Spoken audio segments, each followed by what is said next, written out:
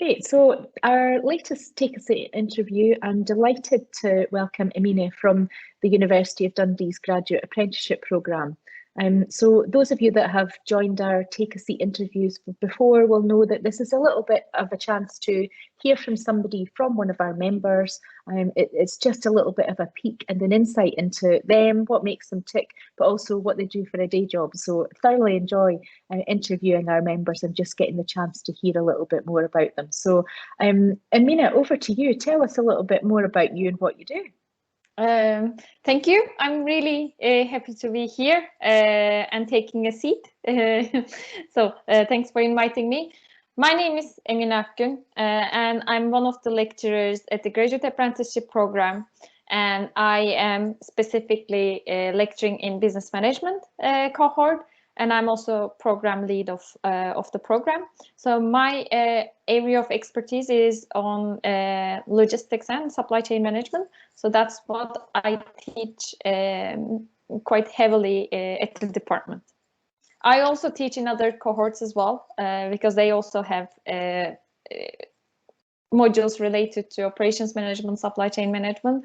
So I teach IT students, I teach engineering, design and manufacturing students as well.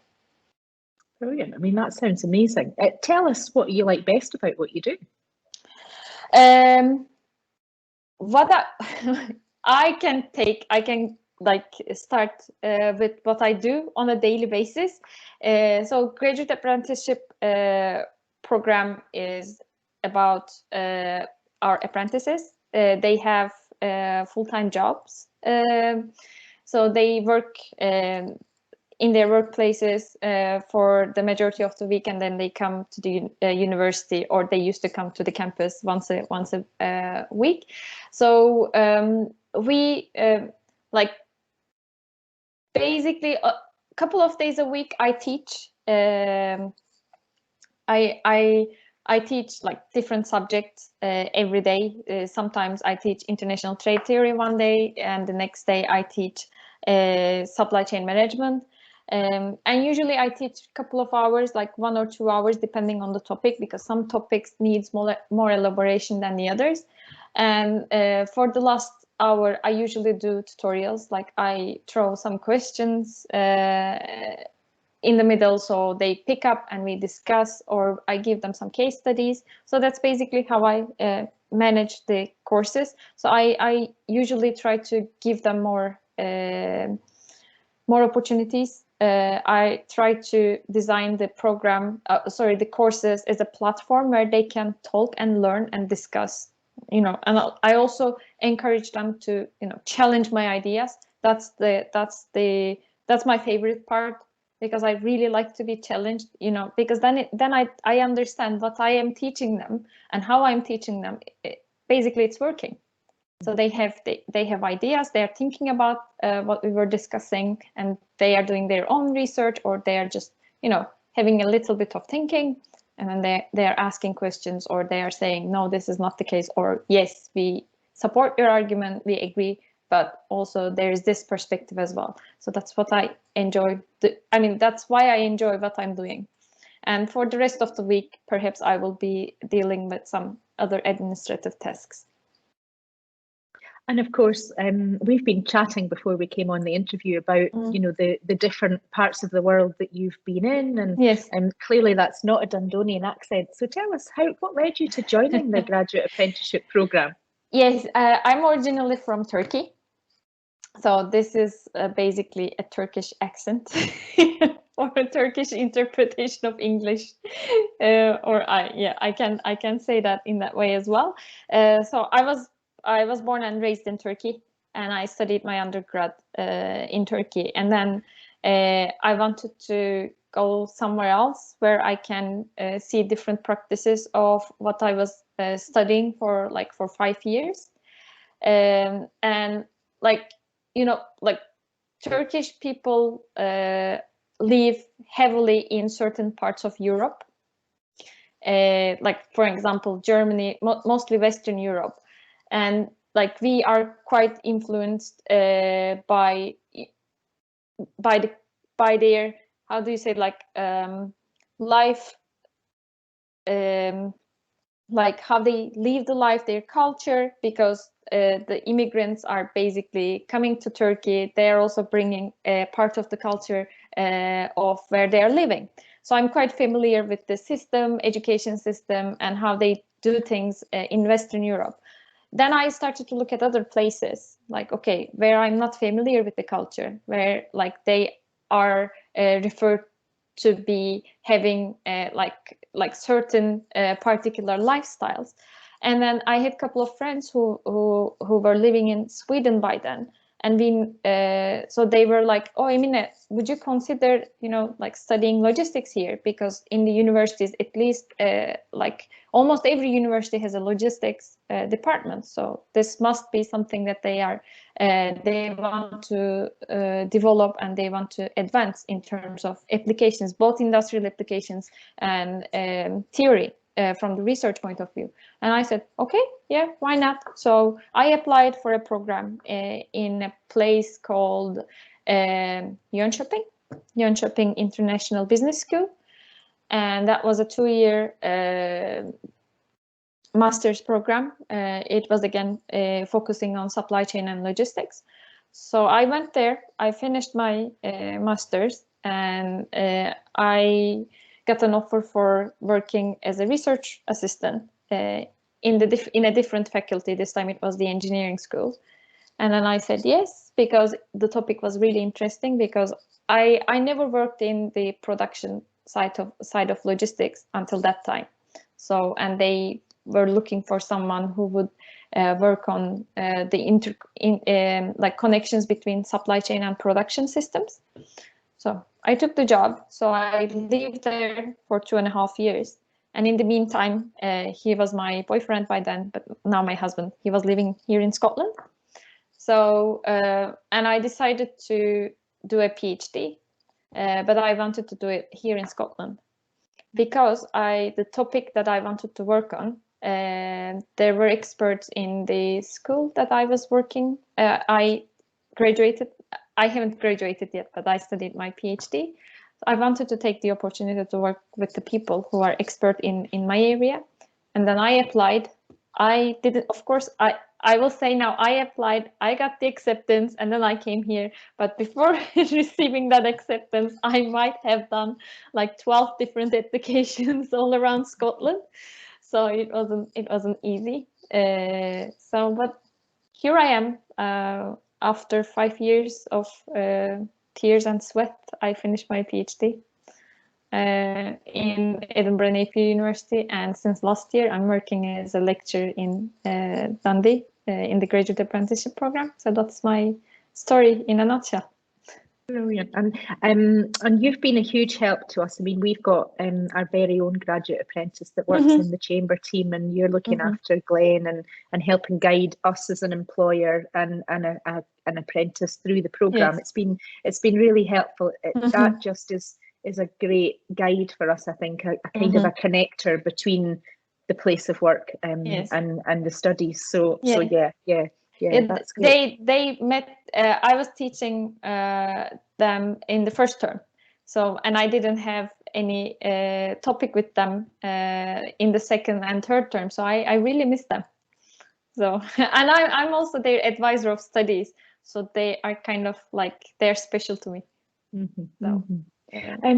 So I'm asking everybody that comes on our interviews a little bit about their kind of work life, and then a little bit about what goes on outside. So we've been talking to people for 15 months or so now, and one of my questions that I keep saying I'm never going to need to ask again, but it keeps coming back. So my question's all about those restrictions, and we're definitely coming out of restrictions at the moment in May 2021. But once we're fully able to kind of get out and about, what would be top of your lockdown escape bucket list? That's a good question, because last 16 months now, I was adding lots of things in my bucket list. But one of the main things that I really would like to travel to Turkey to see our families, because it's been a while. Usually we visit Turkey twice a year, but this time we couldn't visit them over Christmas. And I think we will have to delay our visit until like further notice, until we can really freely go. It's safe to go. I'm like really impatiently waiting to go, but also it's important to be aligned with the government's guidelines. So the Turkey is still in the red list. So that's the first thing that I will do. So to go to the Turkey as soon as we can. But before that, I think like we started to plan our weekends. So whom we are going to meet, where we are going to go, because we have friends.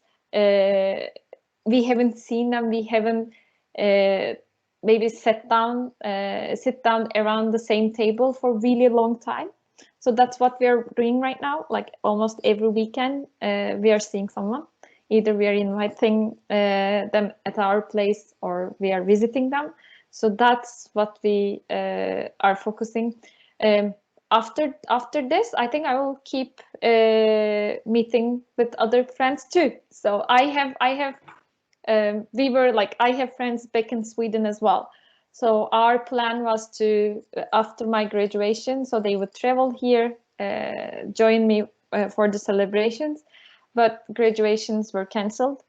So that's, but we were still like, if it would be possible, we really would like to meet at some point here or in Sweden, so we can celebrate my graduation. So that's the other big thing, second big thing in my bucket list. So it's all about seeing people, meeting people, and hugging them if possible, because now we are allowed to. So, and also I would like to take my son to, to places here in Scotland, because he spent half of his lifetime under lockdown. So I really would like to take him to places, like the Scottish Deer Centre or various farms around Fife. I really would like to spend some time with him outdoors, not only in our neighborhood, but like outdoors. Yeah. I'm talking to people and asking them about their favourite time of year. So do you have a favourite time of year? Yes. And why?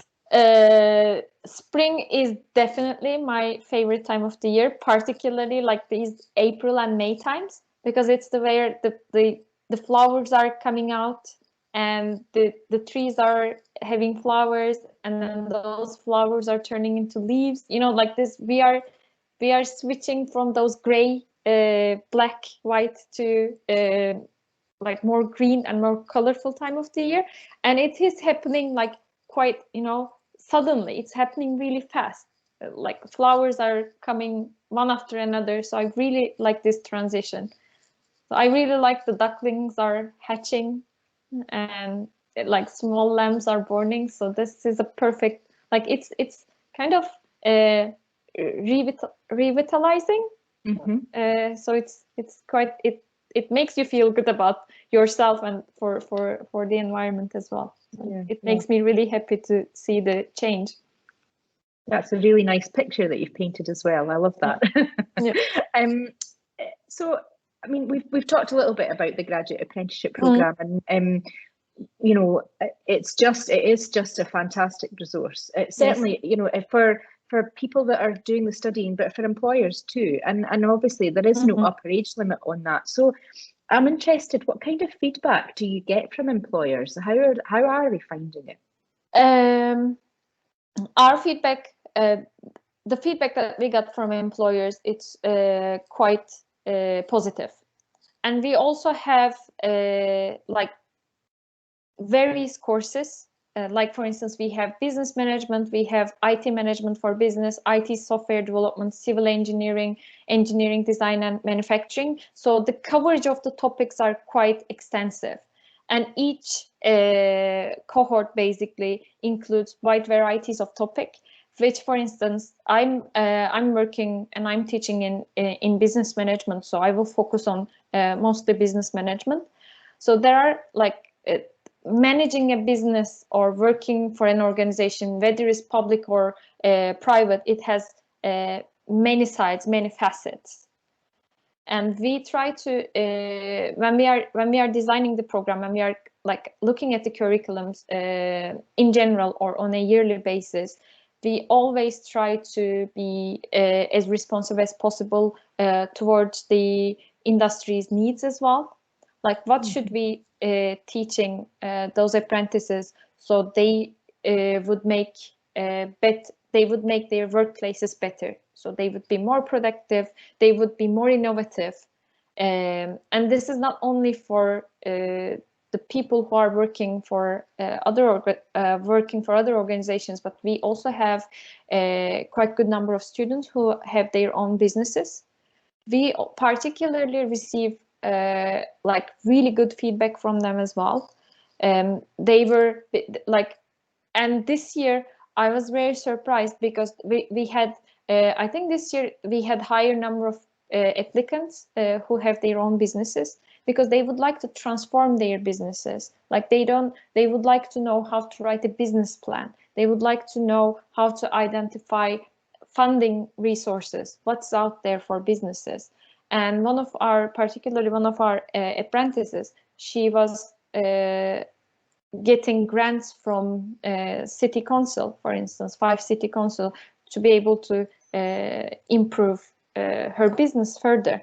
So usually the employers tell us like things like how their employees become more confident and how they become more equipped because they are learning, because they are basically, it's actually sometimes it can be quite intimidating because they are taking a step outside their comfort zone. They are learning lots of new things. And like some of our apprentices, they were being promoted. So this is really like really good thing, really nice thing to hear about, like because their developments are being acknowledged by the employers, and they are being promoted for this reason. But usually we like in summary, they tell us the topics that we are teaching them, they are relevant. They are relevant for the industry, and they are definitely like offering perspectives, different perspectives to their employers. To their employees. So these are the main feedback that we receive. Yeah, and of course, employers can choose to either put existing staff Yes. into the program, can't they, to develop them, or bring new members of the team in and kind of use that as a that was our route. We had Yes. a foundation apprentice that we were able to offer a kind of a route into a place on our team, and kind of then he gets his degree alongside, which has been hugely useful. And so from the apprentice side, what is their experience like? Like, you mean the experience in terms of studying or studying? So of course it's really tough. I admire all the apprentices for the things that they achieve.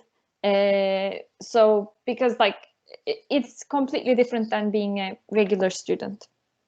So because they also have work commitments, and they have even though they study like throughout the week, even though they have the opportunity to communicate with us like basically all the time, but they are only at the university once a week. So they need to learn so many things within a day. So but I can see from their perspective, I can understand what they are sharing with us, that they are finding it really valuable, and they are I can see that I'm only here since last year, but I can see the development that the progress that they went through since the last year. And even in the case of a lockdown, in the case of a really challenging period in their lives, but they were improving. Even they were mentioning like they improved quite a lot in terms of writing skills. this is something like, I mean, it's not only academics who write reports or essays. So people working in other organizations, they are writing documents. And I think what one of the most important skills that they have gained in this process is throughout their studies is like improving writing skills, doing research, because it's really important. It's like it's basically research informed decision making is something that I want all my apprentices to gain, to understand, because we need, if we are bringing some ideas, if we are trying to solve a problem that we come across with on a daily basis or throughout our journey in a workplace. So I always tell them, like, do your research, like dig into web, dig into other resources, like the resources that you wouldn't think to read otherwise. But like if you wouldn't come to this program, now you have the opportunity, you know, more resources. Like you can go to, you can look at some books, you can look at some peer-reviewed research articles, or there are loads of consultancy companies, they publish journals or white papers. So look at them, just go and explore, and then try to see if this information, if this external information will help you to understand the problem better and develop mitigation strategies much better. I think that's one of the things that it was helping them a lot. Research informed decision making. I think they were also mentioning about this as well. Like decision making processes become much more efficient for them. Yeah, that's a really great thing, isn't it? A really great skill to learn that you've taken to the workplace. I really like that. If you could share the best piece of advice you've ever received, what would that be, and why would you say it's the best piece of advice you've ever received? I don't know. There are so many. But one thing that one of my supervisors was saying to me, we have something in the academia which we say publish or perish. So I think I was thinking about this for a really long time, and I think this is not only valid statement or piece of advice that is only valid for academia, but it's for, I mean, maybe I will be exaggerating right now, but it's for any phase of our lives or any part of our lives. Because if we are coming up with an idea, it doesn't matter whether we will put it on the paper or we will share it with someone. But if we are coming up with an idea, I think we need to go after that idea until the opposite is proven, like until someone proves that, or I might also prove that my idea is not really taking us somewhere.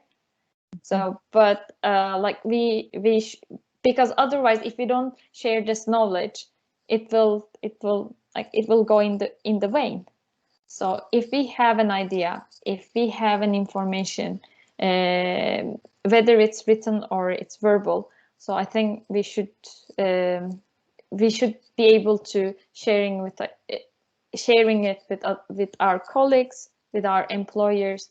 And if we are thinking that the idea is worth exploring, I think we should keep exploring it and doing research or whatever necessary to take that idea one step further and one step closer to making it real, whatever the idea is, for instance. Yeah, I really like that. I remember a long time ago listening to somebody talk, and he said something a bit similar, which was that every time he had an idea, he would write it down on a post-it and put it on the wall, because at some point he knew he would come back to those ideas and Yes. develop them further. Yes. And if he didn't get them out of his head, he would forget he'd had the idea in the first place. So yeah, but you're absolutely right then. What you're talking about is taking it the next step further, really working it through and trying to see whether there's legs in it, I suppose, is another saying.